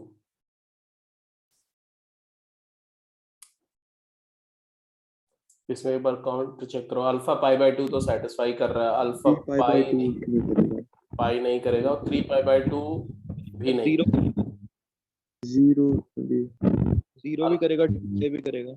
जीरो भी करेगा और वैसे तो 2 पाई भी करेगा, तो n पाई वाले पॉसिबिलिटी जो अल्फा की है ना वो सेटिस्फाई करेंगी। एनीवे तो आगे इसके बाद तो हो गया एक्स बी वाई, पहले तो एक्स बी वाई वाली बात तो यही खत्म हो गई थी, X B Y R in H P और फिर नंबर ऑफ ऑर्डर्ड पेयर तो आप निकाल ही लेंगे यहां से। ये क्वेश्चन नहीं हुआ ये वाला, नहीं, क्यों नहीं हुआ, क्या किया आपने?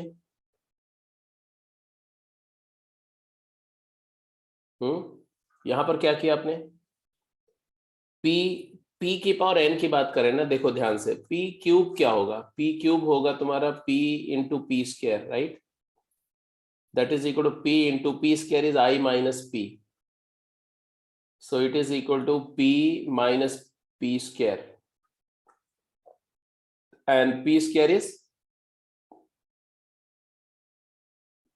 इज आई माइनस पी, तो p minus I minus p, it is 2p minus I, 2p minus I, ये p स्क्वायर p क्यूब आ गया, ध्यान से देखना, और p स्क्वायर हमारा क्या था, p स्क्वायर था i minus p। You have to observe a pattern, in fact p to the power 4 क्या होगा, p टू द पावर 4 होगा p into p i minus p, no, p into 2p minus i, p into p cube, that is p into 2p minus I, which is equal to 2p square, and what is p square? P square is I minus p minus p, so therefore it is equal to 2i minus 3p, hello, 2i minus 3p, p to the power 4 यही आ रहा है, बोलो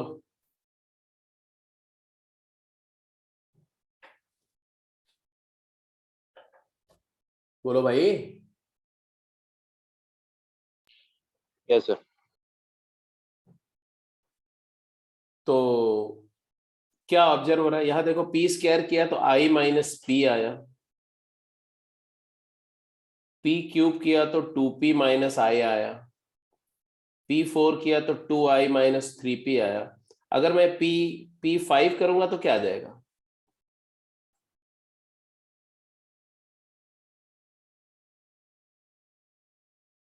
तो ये आ जाएगा तुम्हारा 2p minus 3p square, and p square is what, I minus P, क्या बना 5p माइनस 3i, तो एकदम बिल्कुल एक पैटर्न दिख रहा है, देखो क्या, एक बार i माइनस पी हो रहा है, एक बार p इधर आ जा रहा है, i उधर जा रहा है, और p का मल्टीपल, p की पावर मल्टीपल हो रही है, 5p तक तो आ गया, आई थिंक अगला स्टेप समझ में आ रहा है आपको स्ट्रेट अवे, p 6 है, n की वैल्यू 6 होगी,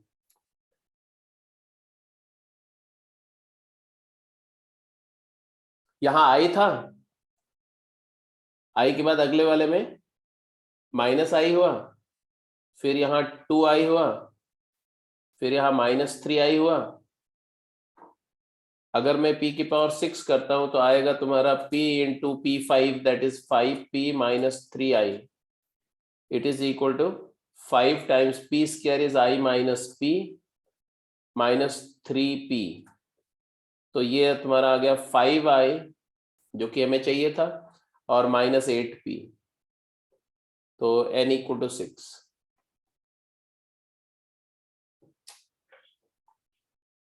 तो कुछ केसेस में आपको थोड़ा सा मतलब ये जो रिकरिंग रिलेशन होता ना, रिकर्सन टाइप की सिचुएशन, वो उस पर बेस्ड क्वेश्चन काफी बनते हैं आपके जो मैट्रिसेस हैं। एक क्वेश्चन और मैं पूछ लेता हूं, उसके बाद फिर बात आगे कैरी ऑन करेंगे, नहीं एक काम करते हैं, symmetric and skew symmetric matrices discuss कर लेते हैं। तो आप लिखेंगे symmetric and skew symmetric matrices. Symmetric matrix, क्योंकि इस पर क्वेश्चंस हैं आपके। सिमेट्रिक मैट्रिक्स क्या है? तो सिमेट्रिक का मतलब हुआ है कि ये अभी जो भी डिस्कशन हम लोग कर रहे हैं ना, बेसिकली स्क्वायर मैट्रिसेस के लिए। तो एक स्क्वायर मैट्रिक्स को सिमेट्रिक तब बोलते हैं जब उसके एलिमेंट डायगोनल, प्रिंसिपल डायगोनल के अक्रॉस सिमेट्रिक हो। मतलब उसका 1-2 एलिमेंट और 2-1 एलिमेंट सेम हो, 1-3-3-1 सेम हो, मतलब ijth एलिमेंट jith एलिमेंट के साथ मैच कर रहा हो। तो लिख दो a square matrix aij n by n is termed as symmetric matrix if and only if aij is equal to aji and it holds for every I and j. ijth element is same as that of jith element. इसका मतलब है कि जो element अपर triangle में होंगे वही element correspondingly lower triangle में होंगे, तो डायगोनल के अबाउट सिमेट्रिक होगा, इसीलिए इसको सिमेट्रिक मैट्रिक्स बोलते हैं। Elements across the principal diagonal are identical. जैसे कि अगर मैं एक मैट्रिक्स ऐसा लिखूं,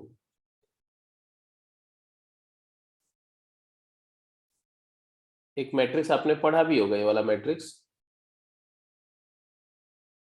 नहीं, इसके बारे में मैट्रिक्स के फॉर्म में तो मैंने डिस्कस शायद ना भी किया हो।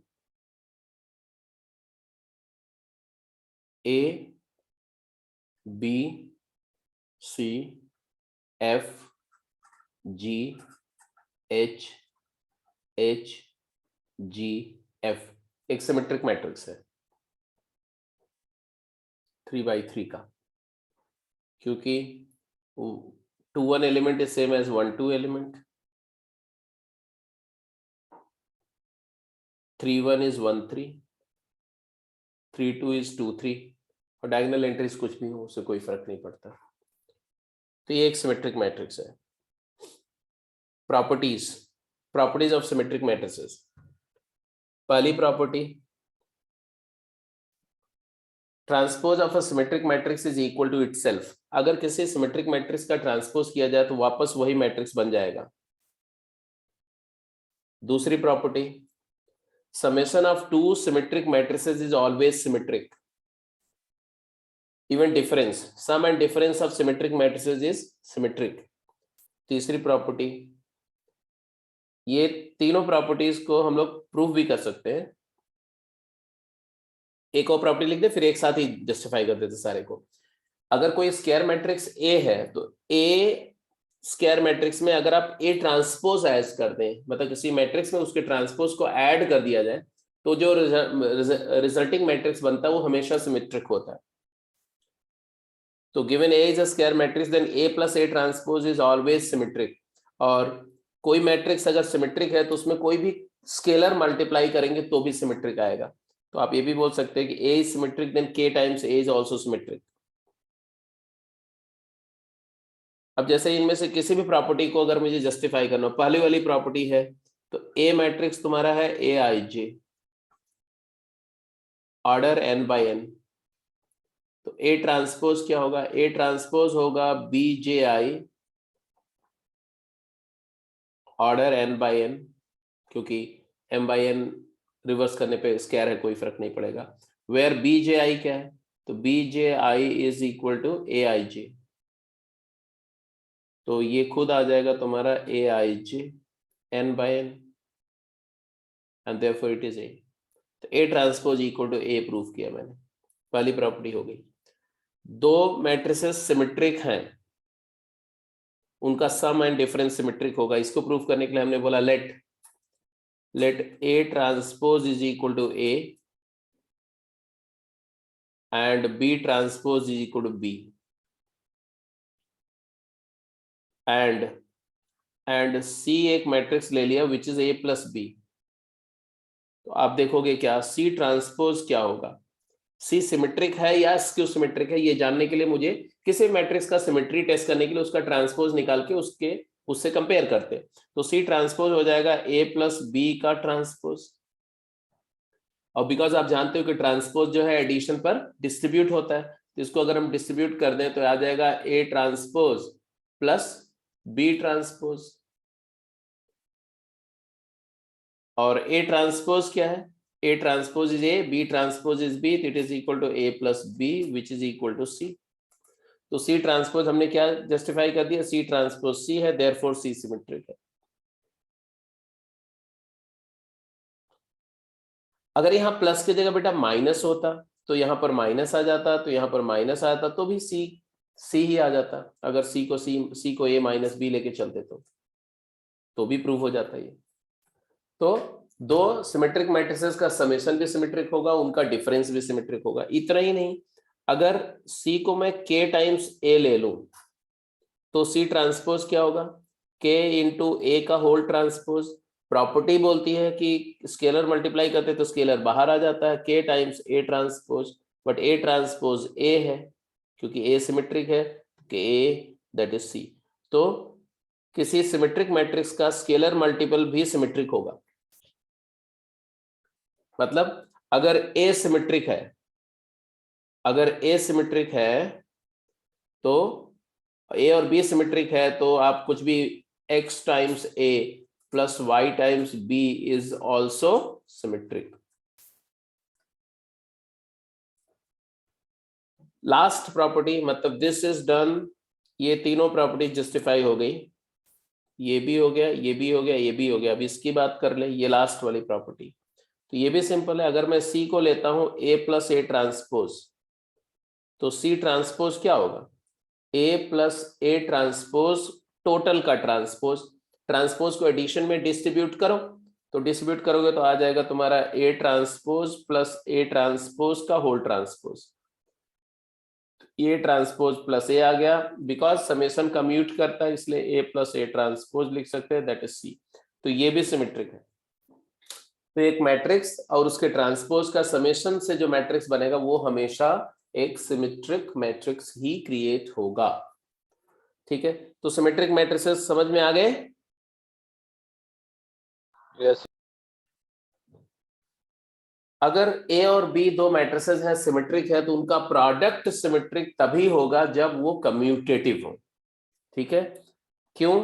क्योंकि अगर मैं प्रोडक्ट की बात करूं तो सी, अगर ए बी लेता हूं मैं, तो सी ट्रांसपोज जो हो जाएगा वो तुम्हारा हो जाएगा ए बी का ट्रांसपोज, जो हो जाएगा B transpose into A transpose, और बी ट्रांसपोज बी हो जाएगा ए ट्रांसपोज ये, तो ये बी ए आ जाएगा, जबकि सी दिया हुआ है ए बी। ठीक है, तो अनलेस कि वो कम्यूटेटिव है, सिमेट्रिक नहीं आएगा। तो दो सिमेट्रिक मैट्रिसेस का सम, डिफरेंस और स्केलर मल्टीपल तो सिमेट्रिक होगा, लेकिन प्रोडक्ट तभी सिमेट्रिक होगा जब वो कम्यूटेटिव हो। इसी तरह से आप लिख दो स्क्यू सिमेट्रिक मैट्रिसेस, ऐसे ही फटाफट एक लाइन में उसका डिस्कशन भी खत्म करते हैं। Square matrix A I J N cross N, ये स्क्यू सिमेट्रिक कब होगा? अब यहां स्क्यू वर्ड को ध्यान से दिमाग में सेट कर लो।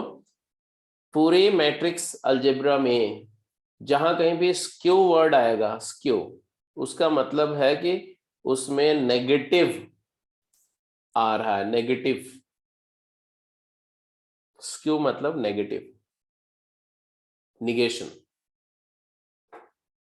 सिमेट्रिक अगर स्क्यू हटा दें तो सिमेट्री तो आप जानते हो। स्क्यू सिमेट्री का मतलब क्या है? सिमेट्री का मतलब होता है A I j is equal to A j i, और स्क्यू सिमेट्री का मतलब है A I j is equal to minus of A j i. तो सिमेट्री प्लस नेगेटिव, तो अगर डायगोनल के अक्रॉस एलिमेंट एक दूसरे के numerically equal sign wise opposite है तो स्क्यू सिमेट्री की पहचान है। तो लिख दो, स्क्यू सिमेट्रिक मैट्रिक्स का मतलब कुछ ऐसा हो रहा है ना, ऐसा। एक मैट्रिक्स अगर लेते हैं हम, स्क्वायर मैट्रिक्स, यहां पर मान लिया मैंने लिख दिया 2 0 1, यहां पर लिख दिया 4, यहां पर लिख दिया -4, यहां पर लिख दिया 3, यहां पर लिख दिया -3, यहां पर लिख दिया 5, यहां लिख दिया -5। ये मैट्रिक्स स्क्यू सिमेट्रिक है कि नहीं? जल्दी बोलो।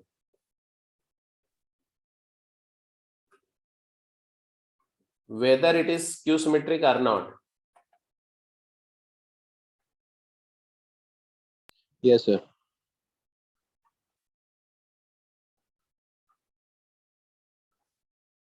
तो डेफिनेशन बोलती है कि A I j is equal to negative of A j i. तो ए, और ये बात हर आई जे के लिए वैलिड है, एवरी आई एंड जे के लिए ये चीज होल्ड करनी चाहिए। A12 is equal to negative of A21, दिख रहा है? ये देखो दिख रहा है। ऐसे 13 और 31 भी दिख रहे हैं, 23 और 32 भी दिख रहे हैं। बट अगर ये हर एक आई जे के लिए वैलिड है तो if i equal to j तभी भी वैलिड होना चाहिए। तो A i i shall be equal to negative of A i i, मतलब ट्वाइस ऑफ ए आई आई क्या होना चाहिए? 0। इसलिए ए आई आई क्या होना चाहिए? 0। इसका मतलब कोई भी स्क्वायर मैट्रिक्स स्क्यू सिमेट्रिक तभी होगा जब उसके डायगोनल के सारे एंट्री क्या होनी चाहिए? 0 होनी चाहिए यहां पर। तो ये स्क्यू सिमेट्रिक नहीं है क्योंकि ये वाली एंट्री और ये वाली एंट्री नॉन जीरो है। ठीक है, तो it is not a skew symmetric, not, ये स्क्यू सिमेट्रिक नहीं है। अब इसको स्क्यू सिमेट्रिक बनाना है तो आपको यहां पर 0 डालना पड़ेगा और यहां पर भी 0 डालना पड़ेगा। अब ये स्क्यू सिमेट्रिक हो गया। तो डायगोनल के अक्रॉस एलिमेंट जो है वो numerically equal but opposite in sign होने चाहिए और all diagonal element must be clearly 0, then only the matrix will be called skew symmetric matrix. बात समझ में आई? तो इसकी प्रॉपर्टीज फटाफट लिखो। तो प्रॉपर्टी में पहली property, A skew symmetric matrix then A transpose is minus A. Proof, A अगर आप देते हो A I J order n by n, A transpose क्या लिखोगे? A j I order n by n, but A j i is minus A I j by this definition. तो आ जाएगा minus A I J order n by n, और minus बाहर निकाल लो property से, तो minus of A I J order n by n, so it is equal to negative A. तो सिमेट्रिक में ए ट्रांसपोज ए आता था, स्क्यू सिमेट्रिक में ए ट्रांसपोज नेगेटिव ऑफ ए आएगा। ठीक है, पहली प्रॉपर्टी ये है, ए ट्रांसपोज इज नेगेटिव ए। दूसरी property, second property, that all the diagonal element of skew symmetric matrix must always be 0. This is very, very important, this one, second line. Third property, A minus A transpose is skew symmetric. A में अगर transpose of A add करते हैं तो एक symmetric matrix generate होता है। A कोई भी स्क्वायर मैट्रिक्स हो, किसी भी स्क्वायर मैट्रिक्स में, वैसे भी देखो अगर ए स्क्वायर मैट्रिक्स है तभी उसका ट्रांसपोज उसमें ऐड हो सकता है। नॉन स्क्वायर के लिए तो ए और ए ट्रांसपोज को ना तो ऐड कर सकते हो ना सब्ट्रैक्ट कर सकते हो। तो अगर एक ए स्क्वायर मैट्रिक्स है तो ए में ए ट्रांसपोज ऐड करेंगे तब सिमेट्रिक मैट्रिक्स जनरेट होगा। अगर ए में ए ट्रांसपोज सब्ट्रैक्ट करेंगे तो स्क्यू सिमेट्रिक मैट्रिक्स क्रिएट होगा। A transpose minus A skew symmetric होगा, A minus A transpose skew symmetric matrix होगा। तीसरी बात,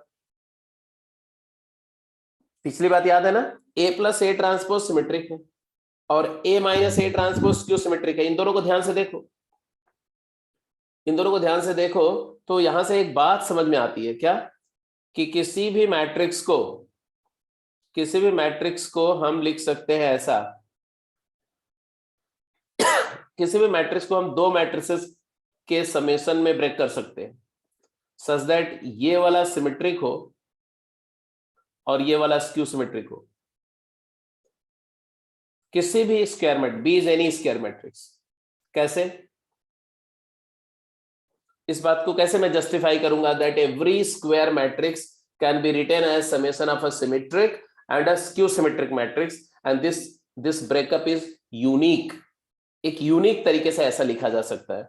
उसका एक तरीका तो सीधा है कि अगर B है तो B को हम लिख सकते हैं B ट्वाइस ऑफ B का हाफ, और इसको लिख सकते हैं half times B plus B transpose plus B minus B transpose, and therefore it is equal to half times B plus B transpose plus half times B minus B transpose. And now you can well observe that this is symmetric, always symmetric, and this one is always skew symmetric. ठीक है जी। तो किसी भी square matrix को, हाँ बस बेटा बस खत्म कर रहे हैं, 1 मिनट और दे दो बस। तो ये भी समझ में आ गया कि any square matrix can be written as summation of a symmetric and a skew symmetric matrix. लिख दो ऐसे, any square matrix can be written as sum of symmetric and a skew symmetric matrix। तो चलो अगली class में इसको हम revise भी कर देंगे। अब आप क्या कर सकते हैं, अब आप गेम 2 और 3 है ना, में गेम 2 के सारे सवाल तो मैंने पहले ही बोल दिया था हो जाएंगे, बट उसमें जो स्क्यू सिमेट्री और सिमेट्री के क्वेश्चंस हैं उनको भी कर जाना। गेम 2 और 3, 1 2 3 तीनों गेम सारे कर जाएंगे। एनसीईआरटी के सारे क्वेश्चन कर जाएंगे सारे, सिर्फ इनवर्स निकालने का जो मेथड है वो छोड़ के, मतलब मैट्रिसेस एनसीईआरटी से मैट्रिक्स पूरा कवर हो गया, कंप्लीट फिनिश हो गया, सिर्फ इनवर्स निकालने का एक स्पेसिफिक मेथड लास्ट में है, वो अब वो डिटर्मिनेंट के बाद कवर होगा। तो इतना काम आप करेंगे, बाकी डिस्कशन नेक्स्ट क्लास में होगा फ्राइडे को। सर वो रिवीजन का आपने कहा? हाँ, रिवीजन के लिए एक इंफॉर्मेशन देनी, ये 11th का जो सिलेबस है उसका 3 यूनिट्स करके, यूनिट 1 2 3 3 टॉपिक का है। आपको उसका मैं सिलेबस शेयर कर दूंगा, यूनिट 1 का सिलेबस क्या, यूनिट 2 का, यूनिट 3 का, और हर एक सिलेबस पर, मतलब हर एक यूनिट पर हम आपको कुछ 4-5 वर्कशीट दे देंगे, उसको आप टेस्ट कंडीशन में करो, ठीक है, और फिर उसके डिस्कशन हो जाएंगे। तो इससे क्या हो जाएगा, रिवीजन भी हो जाएगा पूरे +1 का। तो कुछ मिला के 15-15 टेस्ट होंगे। तो अगर आप अगले 2 महीने का टारगेट, 1 महीने का भी टारगेट रखो ना, 1 महीने का, जब तक थोड़ा सा इधर का वर्कलोड कम है तब तक उसको रिवाइज कर लो, तो ये बेटर होगा कि एक तरह से सारी चीजें रिव्यू हो जाएंगी फिर से। तो हाँ जी बोलिए। सर जैसे अभी मैट्रिसेस चल रहा है तो भी वर्कलोड इतना नहीं है हमारा, हाँ जी, तो अगर 11th भी साथ में रिवाइज करनी है, जैसे ये 1 मंथ जैसे डिटर्मिनेंट भी होगा तो वर्कलोड कम ही है मैथ्स का, तो कौन सा चैप्टर उठाना चाहिए इस मंथ में अगर करना हो तो? नहीं कौन सा चैप्टर उठाना चाहिए ये बात इंपॉर्टेंट नहीं है, इंपॉर्टेंट ये है कि कौन कौन से टॉपिक स्कोरिंग है। तो टॉपिक जी सर। स्कोरिंग टॉपिक में आपका प्रोग्रेशन है, क्वाड्रेटिक इक्वेशन है, पीएनसी है, बाइनोमियल है, ये 4 टॉपिक इधर हो गए, ओके सर, और इसके अलावा कोनिक सेक्शंस है। ठीक है सर। ये टॉपिक स्कोरिंग है, तो इस पर तुम्हें ज्यादा अपना ध्यान देना चाहिए, ये टॉपिक के सवाल करो, और जो यूनिट वाइज जो आपको मिलेंगे उसमें तो सब कुछ मिक्स होकर के आएगा, ठीक है। Yes sir. तो पहली यूनिट में ये जो 4-5 टॉपिक मैंने आपको बताया है, ये 5 टॉपिक में फर्स्ट यूनिट में कौन कौन से टॉपिक है देख लो, हो सकता है उसमें से एक टॉपिक या 2 टॉपिक फर्स्ट यूनिट में हो, तो उस पर ज्यादा काम करो, और सेकंड यूनिट में ऐसे 1-2 टॉपिक होंगे, 1-2 टॉपिक थर्ड यूनिट में होंगे, ठीक है। सर आप शेयर कर देना क्या क्या टॉपिक है यूनिट में जो है। हाँ जी, कल करवा देंगे आपको, ओके सर, ठीक गुड है, evening sir. Okay bye. Sir अब ये क्लास का